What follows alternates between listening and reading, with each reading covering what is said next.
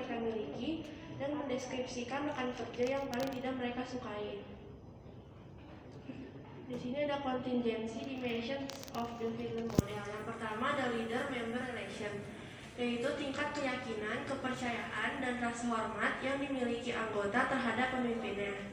Yang kedua ada task structure, di mana sejauh mana penugasan pekerjaan diatur, yaitu terstruktur atau tidak terstruktur.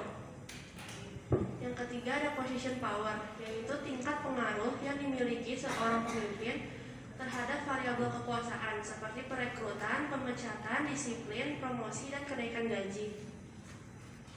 Selanjutnya yang kedua ada situational leadership theory, yaitu sebuah teori kontingensi yang berfokus pada kesiapan pemimpin untuk menyelesaikan tugas tertentu, di mana kepemimpinan yang sukses bergantung pada pemilihan gaya kepemimpinan yang tepat, bergantung pada kesiapan pengikut dan sejauh mana pengikut bersedia dan mampu menyelesaikan tugas tertentu.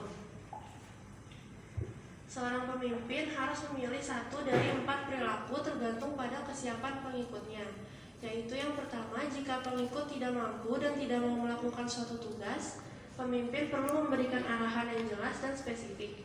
Yang kedua, jika mereka tidak mampu namun bersedia, pemimpin perlu menunjukkan orientasi tugas yang tinggi untuk mengimbangi kurangnya kemampuan pengikut dan orientasi hubungan yang tinggi agar mereka menerima keinginan pemimpin. Yang ketiga, jika pengikut mampu namun tidak mau, pemimpin perlu menggunakan gaya yang suportif dan partisipatif. Yang terakhir, jika keduanya mampu dan mau, pemimpin tidak perlu melakukan banyak hal. Yang ketiga ada path goal theory, yang menyatakan bahwa tugas pemimpin adalah menyediakan informasi, dukungan, atau sumber daya lain yang diperlukan bagi anggotanya dalam mencapai tujuan, dan untuk memberikan arahan yang diperlukan untuk memastikan bahwa tujuan mereka kompatibel dengan tujuan keseluruhan kelompok atau organisasi.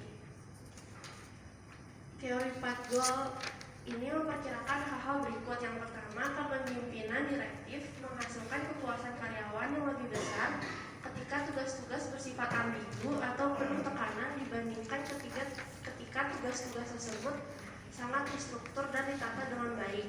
Yang kedua, kepemimpinan yang suportif menghasilkan kinerja dan kepuasan karyawan yang tinggi ketika karyawan melaksanakan tugas-tugas yang terstruktur. Yang ketiga, kepemimpinan direktif cenderung dianggap berlebihan di kalangan karyawan dengan kemampuan tinggi atau pengalaman yang cukup.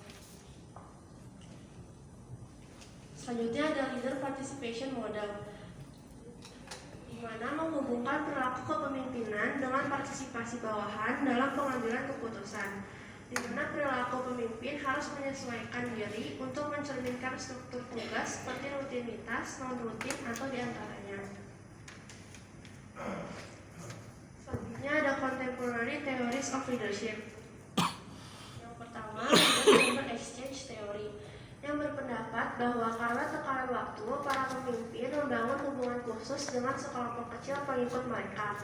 Teori LMX ini mengusulkan bahwa pada awal sejarah interaksi antara pemimpin dan pengikut tertentu, pemimpin secara implisit mengkategorikan pengikut sebagai masuk atau keluar.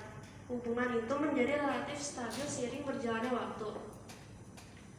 Para pemimpin membangun leader-member exchange dengan memberikan penghargaan kepada karyawan yang ingin mereka hubungkan lebih erat dan menghukum mereka yang tidak. Agar hubungan LMX tetap terjaga, pemimpin dan pengikut harus berinvestasi dalam hubungan tersebut.